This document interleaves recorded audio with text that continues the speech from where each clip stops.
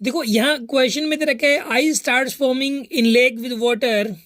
at 0 degree Celsius when the atmosphere temperature is minus 10 degree Celsius. If the time taken for the 1 centimeter of the ice be 7 hours. देखो क्या होता है कि suppose यहाँ पे मान लिया जाए कि आप ऐसा करो कि जहाँ पे बर्फ़ पड़ रही हो ना वहाँ पे इस कंटेनर को ले जाओ आप, ठीक है। जहाँ पे बर्फ़ पड़ रही हो वहाँ पे उस कंटेनर को ले जाओ। ठंड तो ऊपर से पड़ती है जैसे, ठीक है ना, इसमें पानी है जैसे, सपोज इसमें ये वाटर है, राइट, और यहाँ पे इस कंटेनर यहाँ ऊपर से ठंड पड़ रही है, राइट, ऊपर से ठंड पड़ रही है, साइडों से इंसुलेट किया हुआ है इसको, यहाँ पे इंसुलेशन है, यहाँ से कोई भी हीट एंटर नहीं करेगी। सपोज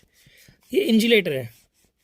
यहाँ पे कोई भी हीट, यहाँ पे कोई ठंड, ना तो हीट का लॉस होगा, ना हीट आएगी ना जाएगी यहाँ पे। सपोज ऊपर से ठंड पड़ रही है, ठीक है। इसमें याद रखना कि जैसे कि सपोज याद रखना आप इस बातों की, पहला 1 सेंटीमीटर या ये सपोज इसको लेयर्स की फॉर्म में सोचो, ये एक्स है, ठीक है, फिर से ये एक्स है, इसको लेयर्स की फॉर्म में सोचो, एक्स की वैल्यू कुछ भी हो सकती है, फिर से ये एक्स है और फिर से ये एक्स है, लेयर्स की फॉर्म में सोचो, एक्स एक्स एक्स, ठीक है ना। तो क्या होता है कि जैसे कि सपोज इसको, ये पहले वाली लेयर, पहले ऊपर वाली लेयर जमेगी बर्फ़ की, नीचे पानी रहेगा हमेशा, हमेशा पहले ऊपर बर्फ़ बनती है और नीचे पानी रहेगा, फिर ये सेकंड लेयर का भी बर्फ़ बनेगा, ठीक है ना, सेकंड लेयर का भी बर्फ़ बनेगा यहाँ पे, और नीचे वाला जो पानी है वो मतलब जैसे कि वो बर्फ़ नहीं बनेगी उसकी, वो ठंड पानी रहेगा, लिक्विड रहेगा, फिर तीसरे लेयर बर्फ़ बनेगी, यानी कि ऊपर से बर्फ़ बनना स्टार्ट होती है हमेशा ही। ऐसा नहीं होता कि ऊपर से ठंड पड़ रही है तो पहले यहाँ बर्फ़ बनेगी, फिर ऊपर से नीचे बर्फ़ बनती चली जाएगी, ठीक है ना। तो यानी कि टेम्परेचर पहले सबसे कम इस वाली लेयर का होएगा, राइट। तो इसके अंदर देखो, इसको मान लो हमें पहुँचाना है एक पर्टिकुलर टेम्परेचर, इसका बर्फ़ बनाना है सपोज अपने को, ठीक है ना। तो इसके लिए हमें सपोज यहाँ पे जो टाइम लगेगा, सपोज T1 टाइम लगता है इस ऊपर वाली लेयर के लिए, सपोज T1, और सेकंड लेयर के लिए सपोज टाइम लगता है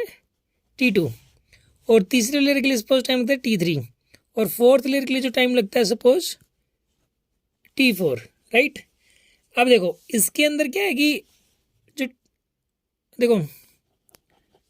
यहाँ पे सुनो आप, T1 लगता है पहली लेयर के लिए, T2 लगता है दोनों लेयर के लिए, पहली और दूसरी, और सपोज T3 टाइम लगता है पहली दूसरी तीसरी तीनों लेयर को मिला के। सपोज इसके अंदर जो है ना, पहले वाली लेयर के लिए टाइम लगा T1, पहली और दूसरी मिला के T2, पहली दूसरी तीसरी तीनों लेयर को जमने में T3, तीसरी लेयर को जमने में टाइम नहीं है, ये पहली तीनों लेयर का है, और T4 क्या है, पहली चारों लेयर का है। तो T1 की जो वैल्यू होगी वो directly proportional to X square होगी, और जो T2 की वैल्यू होगी वो डायरेक्टली प्रोपोर्शनल टू 2x का स्क्वायर हो जाएगी, और T3 की जो वैल्यू है वो डायरेक्टली प्रोपोर्शनल होती है 3x का स्क्वायर। मतलब इसके अंदर सुनो क्या होता है कि, सुनो अब यहाँ पे जो टाइम लगता है ना, देखो इनका रेशो ले लो आप, ठीक है ना, इनका रेशो ले लो आप, T1/T2 की जो वैल्यू आ जाएगी वो आ जाएगी एक्स स्क्वायर अपॉन में 4x स्क्वायर, ठीक है। तो T1 is equals to T2 की वैल्यू 4T1 के बराबर आएगी, ठीक है। मतलब T1 क्या दे रखे इसमें 7 घंटे,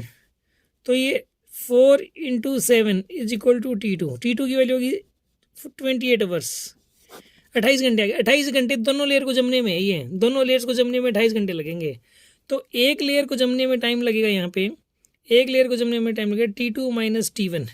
यानी कि 28 - 7 यानी कि 21 आवर्स लगेंगे, 21 आवर्स लगेंगे